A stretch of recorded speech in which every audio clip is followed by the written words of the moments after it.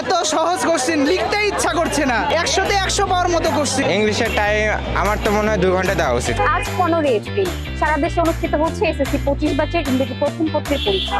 আর তাই চর্চা টিম এসেছে রাজশাহী কলেজের স্কুলের সামনে পরীক্ষার্থীদের অভিজ্ঞতা জানার জন্য। পরীক্ষা কেমন হয়েছে আপু?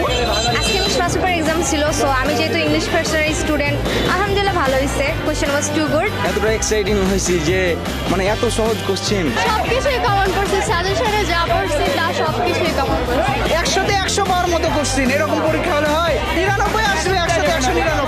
জীবনের প্রথম মনে এরকম কোনো পরীক্ষা দিলাম যা সম্পূর্ণ লিখেছি আমরা। সবগুলো কমন করছে আর কোশ্চেনগুলো ইজি ছিল অনেক।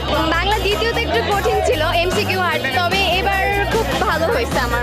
মানে বোর্ড কোশ্চেন যত সোজা হয় এটা আমি এবারই প্রথম দেখলাম। তোমার কি মনে হয় রাজশাহীতে কোন স্কুল সেরা, কোন স্কুল ভালো রেজাল্ট করবে? I don't know.